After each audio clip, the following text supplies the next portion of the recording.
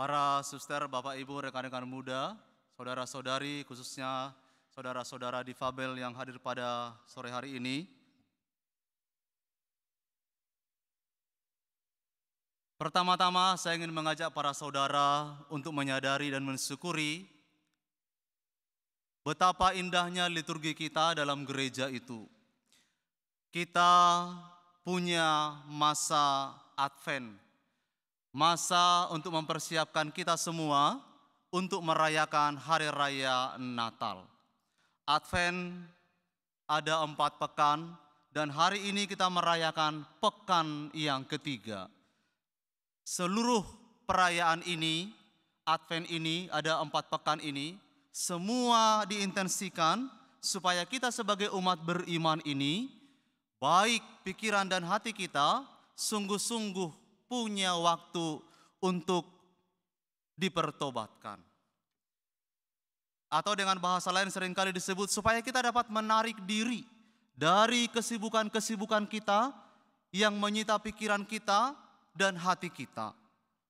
Tidak bisa kita sangkal para saudara-saudari, ada banyak hal yang mengerus, menghabiskan pikiran-pikiran kita, tenaga kita, perhatian kita dari Tuhan.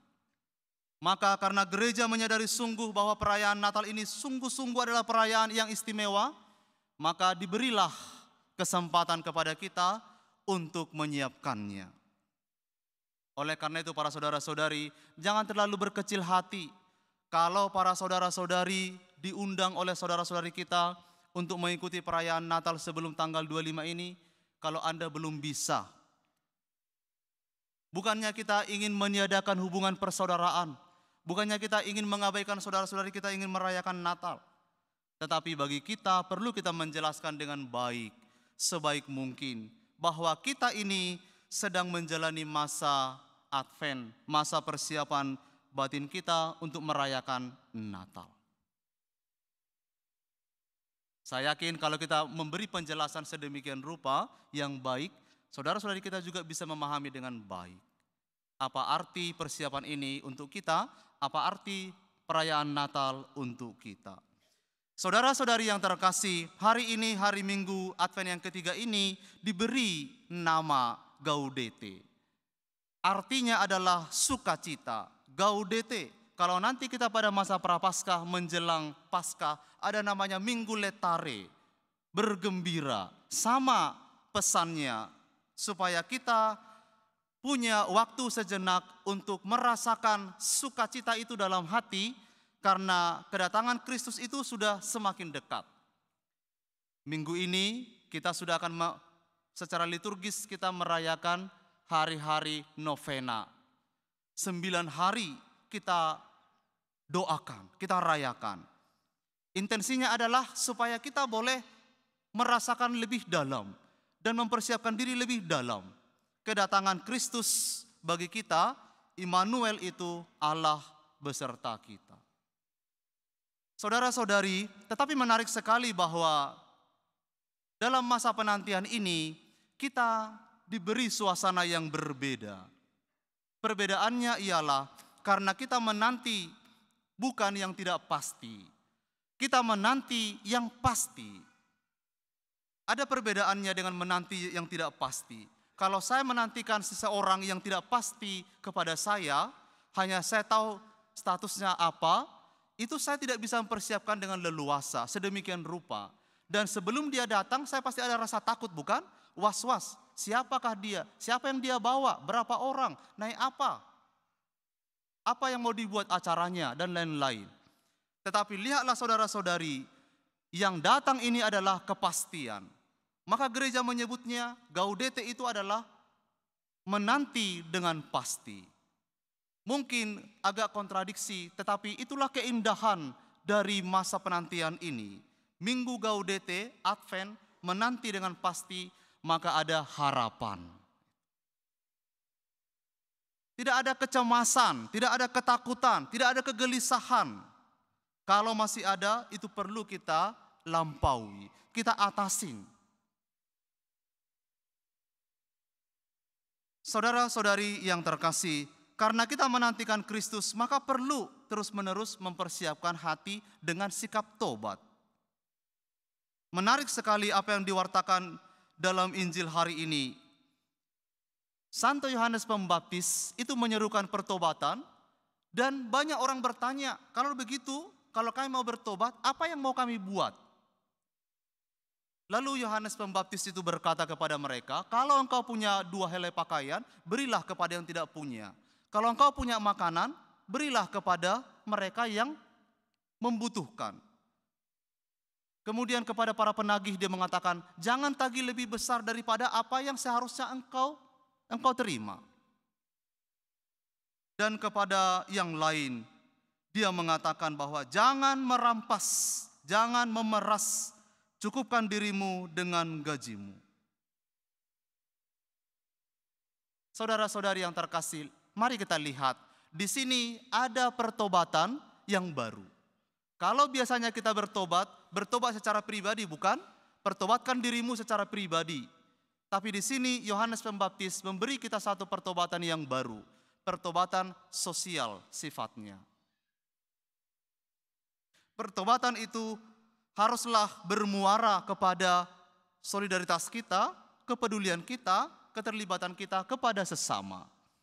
Pertobatan yang diwartakan Yohanes hari ini tidak cukup hanya pertobatan vertikal saya dengan Tuhan, tetapi saya juga dengan sesama dan lingkungan sekitar saya. Tobat yang benar adalah tobat yang berorientasi kepada Tuhan dan sesama, solidar pada sesama yang membutuhkan kehadiran kita. Saudara-saudari yang terkasih, saya harus mengatakan kepada kita bahwa walaupun kita sudah mengenal Kristus, walaupun kita sudah memutuskan untuk mengikuti Kristus, tetaplah kita ini punya kecenderungan untuk berbuat dosa. Kita tetap dapat dikendalikan oleh keinginan-keinginan kita yang egois sifatnya. Saya menyadari bahwa saya cenderung mementingkan diri saya sendiri, mengabaikan sesama, bahkan mengabaikan Tuhan.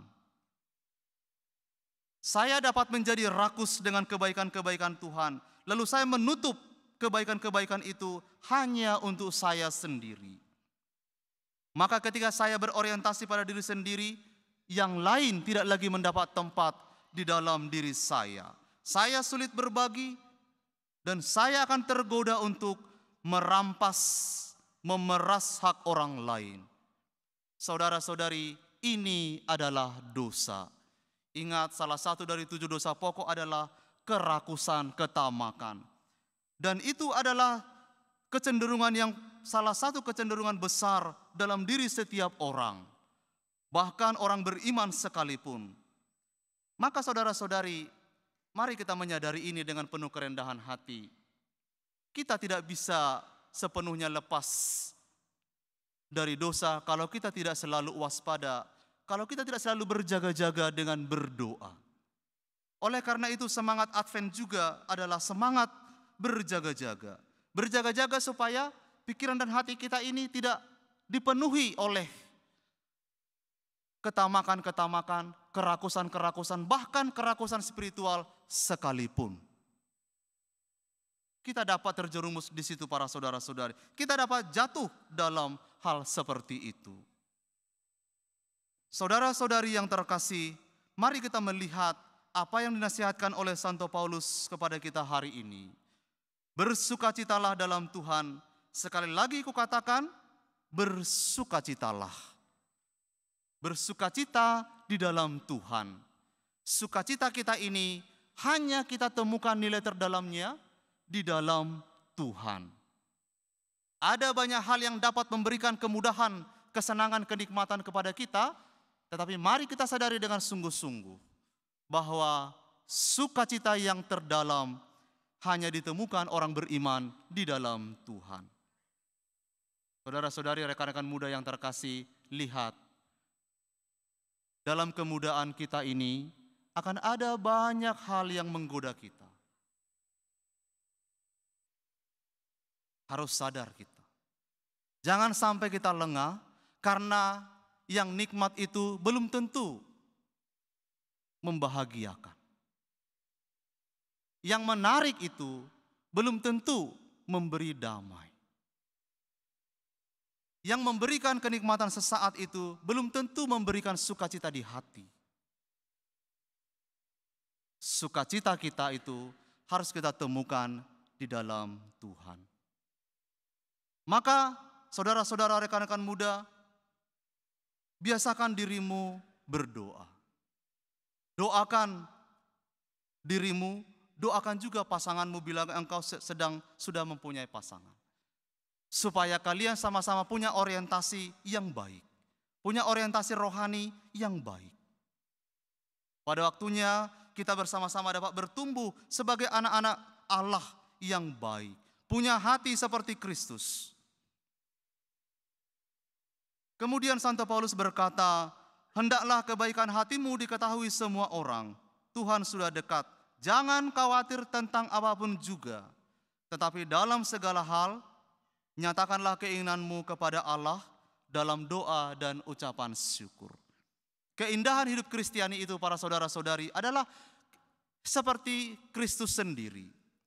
Kristus yang hatinya mudah tergerak oleh belas kasihan. Gereja sejak dulu memberi kesaksian bukan hanya lewat khotbah-khotbah yang menarik. Tetapi gereja itu selalu menarik di mata dunia karena gereja itu murah hati seperti Allah Bapa yang adalah murah hati. Oleh karena itu para saudara-saudari, gereja selalu mengajar kekayaan kita adalah bukan harta benda. Kekayaan kita adalah hati yang mudah tergerak oleh belas kasihan. Dimanapun kita para saudara-saudari, bila hati kita bersama ini mudah tergerak oleh belas kasihan, maka hidup kita akan menjadi otentik, menjadi murid-murid Kristus yang baik. Semoga saudara-saudari di minggu Advent yang ketiga ini, minggu Gaudete ini, kita boleh bersukacita, kita boleh damai di hati, karena kita tahu Kristus pasti datang mengunjungi kita. Tuhan memberkati.